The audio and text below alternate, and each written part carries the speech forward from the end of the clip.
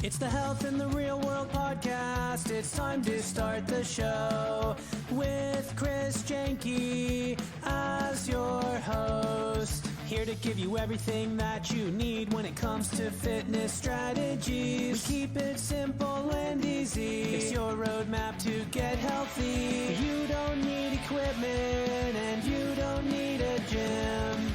Just the right strategies to get you fit and trim. The Health in the Real World podcast is sponsored by... My name is Randy Herring, and I'm the author of The Fitness Mindset, 7 Habits for Peak Performance. Buy my book to build strong, healthy habits and transform your mind and your body. Hello and welcome to Health in the Real World. I'm Chris Janke, joined today by Mike Forrester. Mike is a men's transformation coach. He's the founder of Living Fearless coaching programs and the host of Living Fearless Today podcast. His insights, methods, and stories of overcoming childhood trauma, dyslexia, and loss of loved ones has been featured on various podcasts, including Hanging On to Hope, Extreme Health, Own Your Life, Own Your Career, and Think Unbroken. Mike, thank you so much for joining me today. Oh, my pleasure. Thank you for having me here. Appreciate it, Chris. Absolutely. Dive a little bit deeper, embellish on who you are and maybe even how you got into this a little bit. All right. So I am a father of 4 adult children and 2 grandchildren. So I've gone through the path of, the struggles of different children, how they behave, and bringing together, both the way my wife communicates and the way that I was raised to communicate. And surprise, surprise, Chris, they were different. So, you can imagine the stress that brought into things. Definitely. And as a child, I went through mental and emotional trauma, just the way my parents were. They were both hurt. And unfortunately, they didn't decide that they wanted to heal from it, right? They didn't want to move on. And I worked on reconciliation and forgiveness with them, but it's their choice. And just like you and I have a choice in what we're going to do in our lives, they had a choice in theirs. And so I focused on my life, I focused on my family, and discovered as I started healing and working on, changing my mindset, my perspective, my beliefs, that I saw that the relationship with my wife, I started having a vibrant, intimate marriage. The relationship with my children started becoming safer and more secure. Like they started to trust me. Novel concept. If you're a toxic dad, they don't trust you. They don't trust you. Right. And so from that was then where I'm like, man, if I can experience this, Chris, and I can change that generational, heritage of trauma, man, if I can change that with my family, I know that I can help other men do that same thing in their life, to live the life that they've dreamt and to not believe that, they're not enough, they're a mistake, or that they're the only one. Yeah. I think that's huge, that men knowing that they're not the only one. You mentioned healing, personal healing. There are a lot of books and techniques out there on how to speak to children, but I think you touched on something that's even bigger, just personal healing. We're all going to speak to our children the way that we are feeling at that moment, right? If you're stressed out, you're going to be yelling. If you're calm and happy, you're going to be probably speaking in a calm and happy way. How did you get to the point where you knew that it was the personal healing that you needed to pursue, rather than maybe just like use these words or use these techniques, right? You went deeper. How did you get to that point? I did things the wrong way, Chris. In all honesty, man, I repeated what I learned from my parents. So I worked on manipulation, anger. One thing doesn't work, hey, I'm going to intimidate, try and manipulate. My son had shared recently when I interviewed him, he's like, yeah, you were an authoritarian. I went the other direction and tried to avoid you. And that's not what we as parents want. Right. And I listened to podcasts, I read books, man, I went through the whole thing and I tried the tricks. I tried the ways to communicate in a healthy way. Problem was I wasn't healthy. And so regardless of what I want to say, there's still that tone, there's still that just energy, the way I'm coming across to my kids. And if I'm angry, I'm not going to come across lovingly. I mean, I know that seems like so basic, Right. but yet we miss it in the way we live our lives out. So it was one of just, as I'm alienating my wife, as I'm alienating my young, young children, and they get into their teen years, I'm like, this is not working. There's got to be a different way. And I had a victim mindset, right? I was Eeyore. I was a cross between Eeyore and the Hulk. So, when I talk about anger, man, I brought the anger. And Right. it wasn't something that I realized until I stepped back and began to heal, that it's like, oh my gosh, this is not who I want to be. This is not where I want my family or anything along those lines. So, my wife trusted me first. It's easier as adults to extend that trust, even though I tried manipulating her. Mm. And the children took longer because I had trained them to expect me to come across in a manipulative way. And so they wanted to see that it, was the true new me. But you've got to start with you. Otherwise it's just icing on, a cake, so to speak, but the cake is not at all appealing. It's not sweet. It's very bitter and sour, right? Yeah, absolutely. Yeah. Did you hit a rock bottom, or maybe a series of rock bottoms that, I know you mentioned you're doing everything the wrong way. How did that manifest in your life? Oh, dude.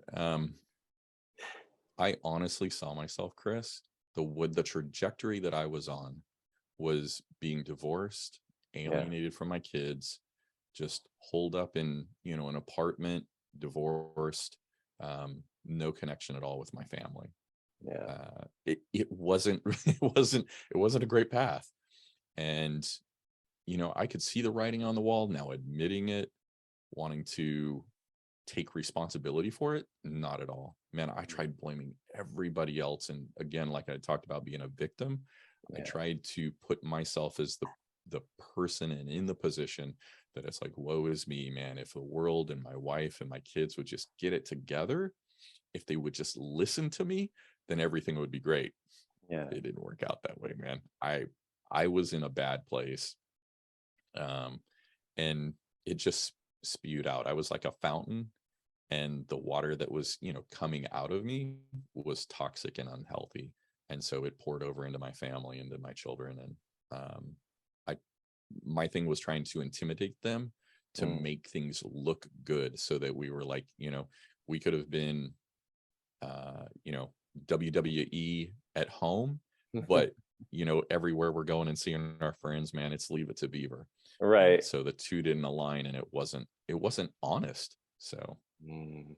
So once you realized that, I would imagine that was a very bitter cake to eat at that point. How did you take the first couple steps, right? Because yeah.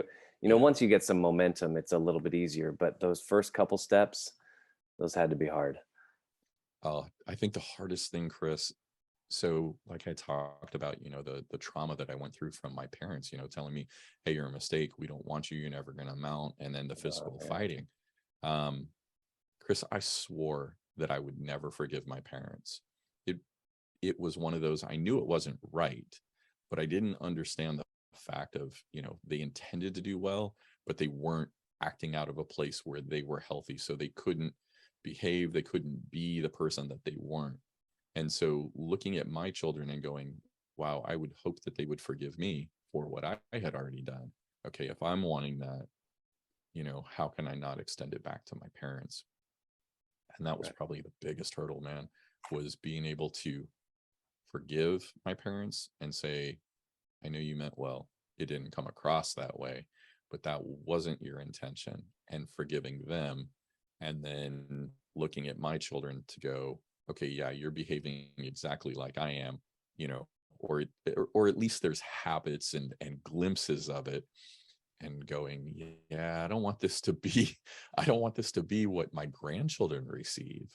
And Right. it's like, I've got a choice. I quit feeling like that victim and started taking control, and gave myself permission to actually start going, I'm going to be different.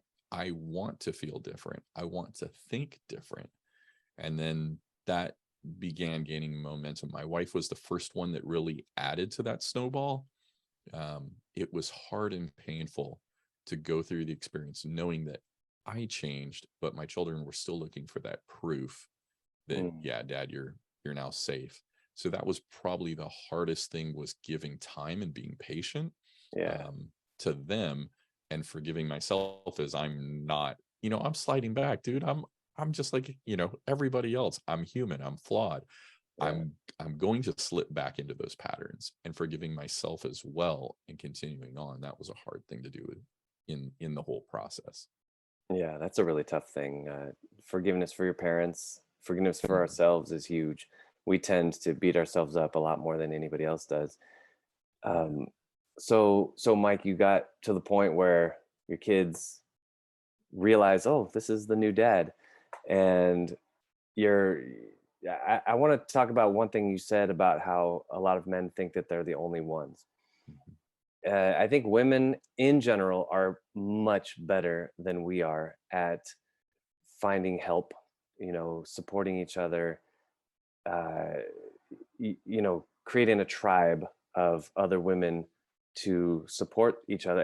And they'll talk about even the most, maybe what men see as very trivial things, but they're affecting their emotional health. And they, talking about it, getting it out in the open clears the air. And men we'll just put our noses down and just power through it. Or, these are generalizations, but I think they're pretty accurate for the most part. How did you take that next step? I want to reach out. I want to help other men to come to some realizations that I did. I want to support them. What did that look like? Yeah. Well, let me confirm what you've said here with some statistics. Oh, cool. I love it. If you look at depression, Chris, you're going to see that the ladies have a higher statistic. Now, you might be tempted to say, oh my gosh, women are more depressed than men. Right. But that's not the case. We just don't talk about it. Like you said, it's not something that's communicated, right? We're told to man up, just buck up, put your head down. But when you look at suicide, Chris, we're 3 to 4 times higher. So we don't talk about it, but we go to that extreme just because we feel there's no other option. We're alone and there's nothing, I don't have value. And it's those kind of lies that we buy into that keep us isolated. And I refer to it as a silent suffering, where we're feeling the same things, but we don't feel that there's that permission, that space to say anything about it. Yeah. And the way that I started on my journey in talking about things was taking a risk. Oftentimes, as we're going through healing, we'll find we're the first one to be able to say something, that we're taking that brave, risk, that opportunity, because it's like nobody wants to go like, hey, yeah, I'm suffering from this. This is my problem, because we're afraid everybody's going to look at us and go, you're what? I don't have that problem. When the truth is, we're sitting around, a group of 8, 7 out of the 8 of us are having the same problem, and just nobody wants to talk about it. It's like, there's a big elephant, but I'm not going to talk about it because everybody else might not be seeing the elephant, and I don't want to be the oddball. Right. Man, it's just communicating, but it's testing the waters as you're going through. If you're like, I want something different, but I'm not sure what this looks like, and you want to go it on your own, then try testing the waters with something safe, small, little steps. If you want to dive in deep, man, jump into like a mastermind coaching. I mean, depending upon where you're at and what you want to do, the opportunities are there. There's more options. The first step is realizing I'm not alone. And yes, I'm willing to be the first one to say, hey, I need help. This is what's going on. So instead of like stewing about, oh my gosh, my wife is annoying, going, guys, I'm just not, I'm not connecting with my wife because of this. And that was a funny thing, man. You enter a room and it's like, oh my gosh, yes, that's exactly where I'm at. But nobody wants to be the one to take that first step. Almost like,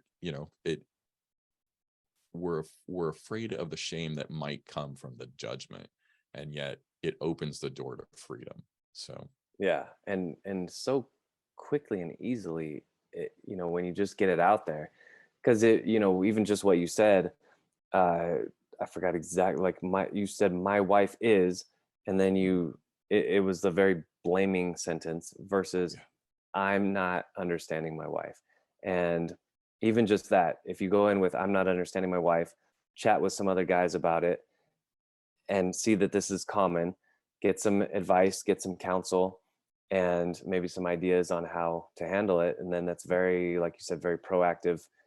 Uh, and it's simple. It really is simple. I think that's the key here, that that conversation, exactly what women usually do, they just talk about it and it's behind them, you know. So Mike, what are maybe one or two examples of some men that you've seen come to you and they were struggling with something, and what have you seen from guys as far as success stories? Um, so I would say a very common one is the thought process, man, Chris, my past is going to stay in the past. And that is so false, because it's almost like glasses that we wear, right? Everything that we do, whether it's at home or at work, is being processed through that. And it's subconscious most of the time. We're just, it's just like our behavior that I talked about, with our parents and our children, acting out and repeating those patterns. Well, we've picked up beliefs. And I remember just helping one of the guys come through that's like, I'm just going to leave this in the past and it doesn't bother me. But it percolates, man. It's almost like if you think about, barrels of toxic, oil or whatever you want to consider Yeah. it, but our emotions are in that same thing, man. How many news stories have you heard about toxic waste, just decimating the land and ruining things? Our emotions and the stuff that we've stored up that's unhealthy is no different. And it's going to color how we see things and how we experience and interpret them. And so helping one of the guys come through, once he admitted it and started taking those steps, it was like he was able to see like the unhealthiness and the pain that he was putting his family and wife through. And just to then be able to come back and start rebuilding that experience, especially, I mean, young kids, man, right? They're looking at dad and going, dad's my hero. We all want to be that.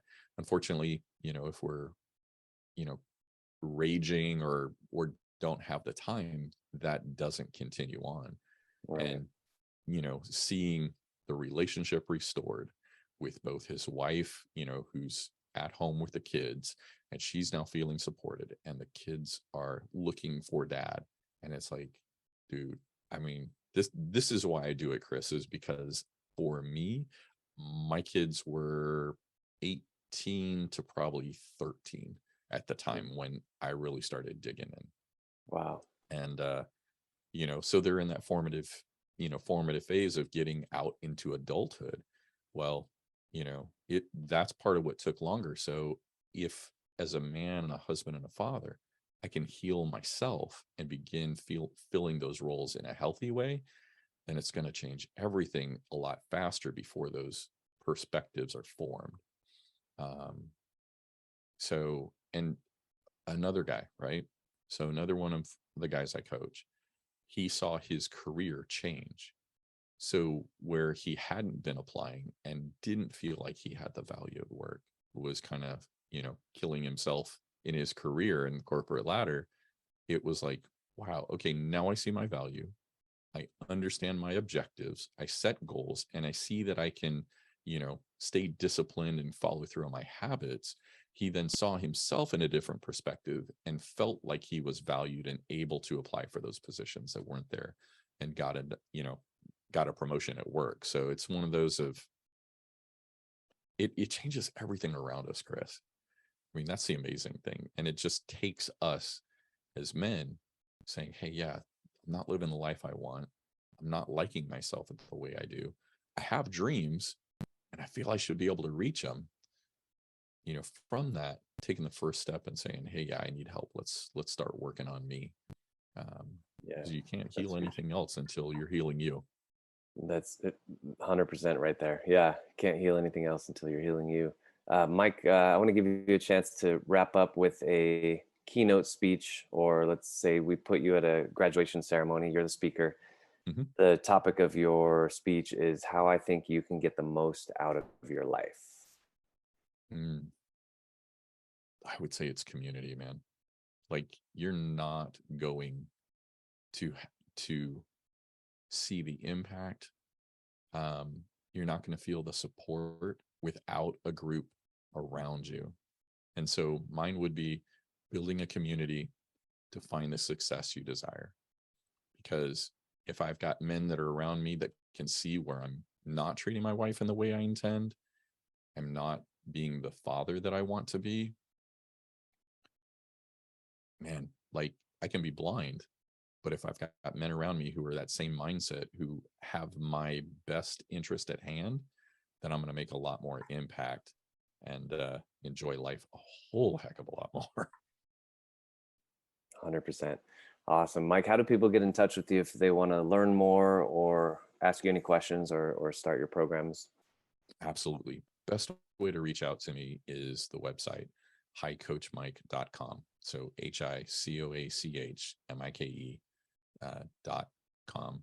And that's got everything, social media. It's got a way to, book a call if it's like, hey, I want to chat, or if you're wanting to hear other men who have gone through that and are now in a place of success, they've gone through that healing.